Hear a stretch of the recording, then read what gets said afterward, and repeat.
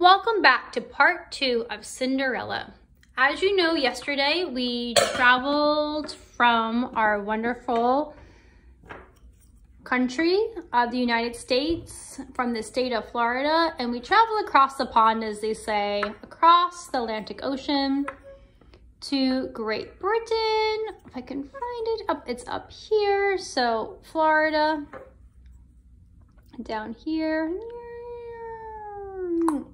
and Great Britain is here, and we're traveling specifically to England. And the story takes place, the fairy tale I should say, takes place in a castle. And we have Cinderella and her stepsisters and mother, and even her poor father, have not been treating her very well. And as she was being treated ever so poorly, she kept an optimistic, caring, integrity behavior. She was showing that even though someone is being cruel to her, you still should be nice to others.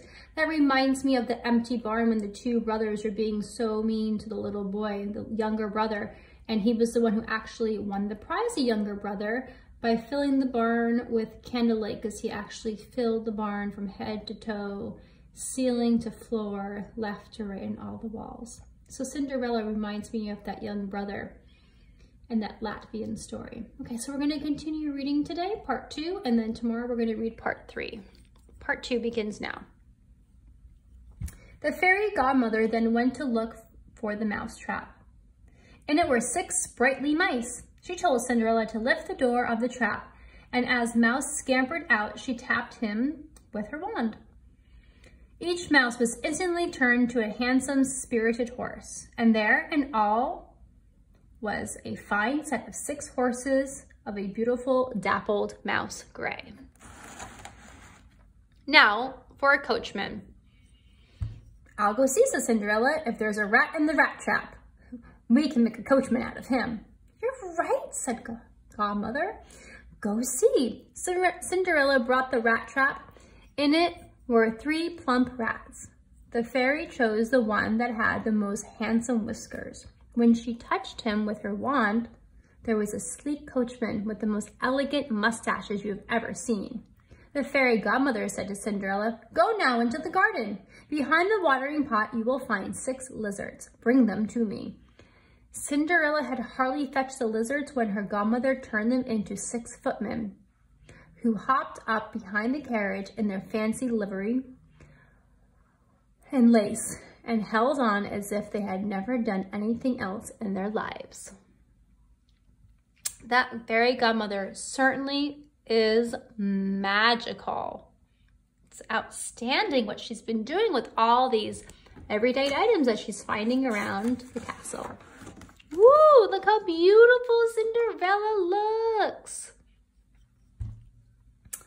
Then the fairy godmother said to Cinderella, "There now, that will take you to the ball.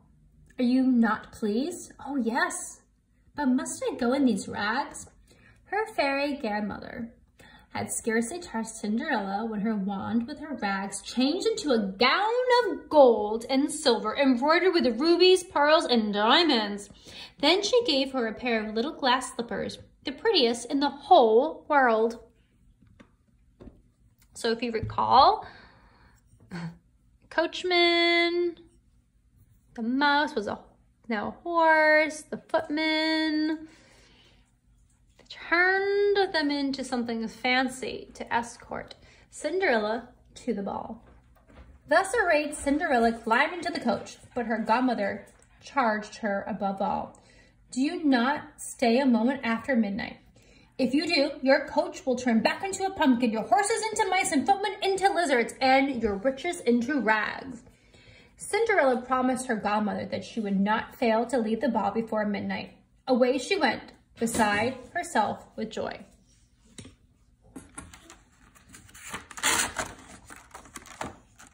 Ooh, how beautiful and elegant she is stepping out of that beautiful, beautiful coach. Now, when the king's son learned that a grand princess, whom no one knew at all, had just arrived at the palace, he ran out to receive her. Receive means to greet.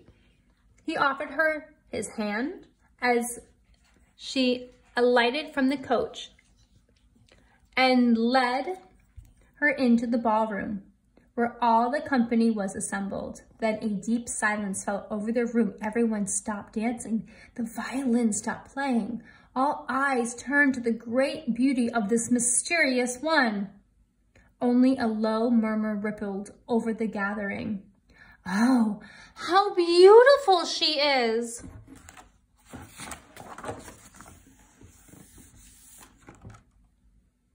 Well, actually, I should go back and we should really look at this picture of everyone gazing at her, looking at her.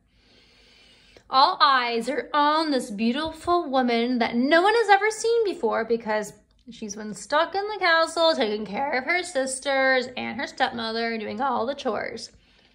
But the fairy godmother turned this beauty into the most beautiful soon-to-be princess, I think. Back to the story.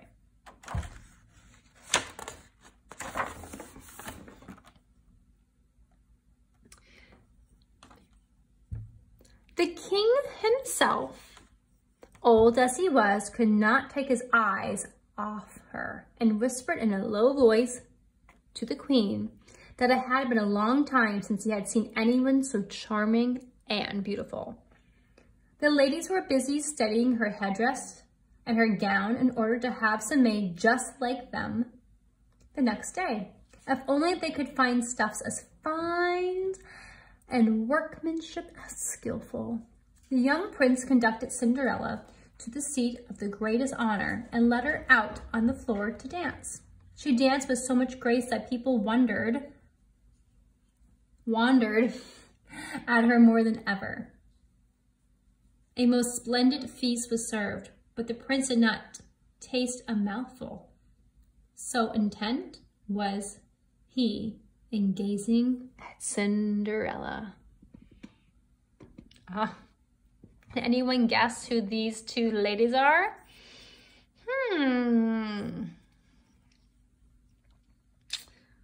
We'll find out. Cinderella went to sit near her stepsisters and pay them 1,000 courtesies.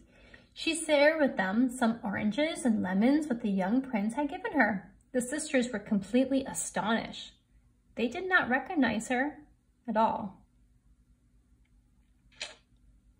Remember, it was said in the beginning of the book that Cinderella, even though she was very plain with her clothes, she was still astonishingly beautiful. And I'm thinking that these stepsisters are wondering who she is. Wait till they find out that it's actually Cinderella, or Cinder Seat, as they called her before, all along.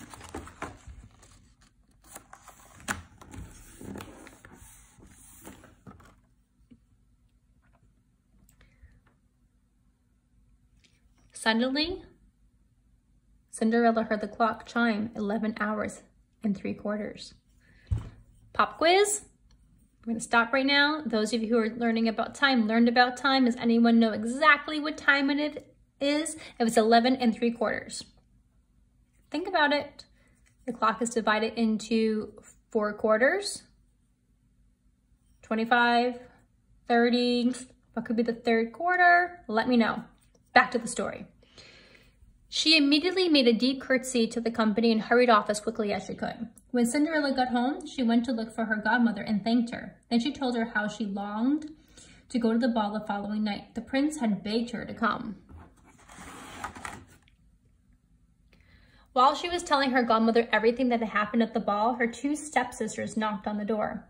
Cinderella ran to let them in. How late you are, she said, yawning, rubbing her eyes and stretching as if she had just waked out of a sound sleep. Because remember, the stepsisters don't know that Cinderella was actually at the ball. So she's pretending to be sleepy and being woken up, when in fact she was talking to her godmother, right there in the corner. All an act, here they come. Back to the story. While they were gone, she had had no wish to sleep. If you had Come to the ball, said one. You would not have been bored, I can tell you. A most beautiful princess came, the most beautiful princess anyone could hope to see. She paid us 1,000 courtesies. She gave us oranges and lemons. Cinderella was delighted. What was the name of this princess? They answered, no one knows. The king's son is desperate. He would give anything to know who she is. At this, Cinderella smiled and said softly, she was then so beautiful? My goodness, how lucky you are. Would I could see her. And Mademoiselle Javot lend me her yellow outfit that you wear for every day. Really, said Javot. I like that. Lend my clothes to a filthy cinder seat like you. I should be mad. Cinderella expected this snub. She was secretly relieved, for what would she have done if her sisters had been willing to lend her her dress? I wonder what's going to happen. I wonder, what is going to happen as she's talking to her sisters? What is going to happen in the future? Is Cinderella going to make her sisters happy, disappointed? Is the fairy godmother going to help her? We're going to have to find out tomorrow in part 3. Remember, every story has a lesson to teach the reader. And also, you want to keep track of all the facts to help you learn the lesson, beginning, middle, and end. So think about now what happened at the beginning of the story, what's happening in the middle, what is going to happen in the end. Make that prediction now. Think about the characters, the setting, the problem. Think about that solution. And again, I'm going to go back to think about what you think the lesson is the author is trying to teach you through this wonderful fairy tale. I'll see you tomorrow for part 3.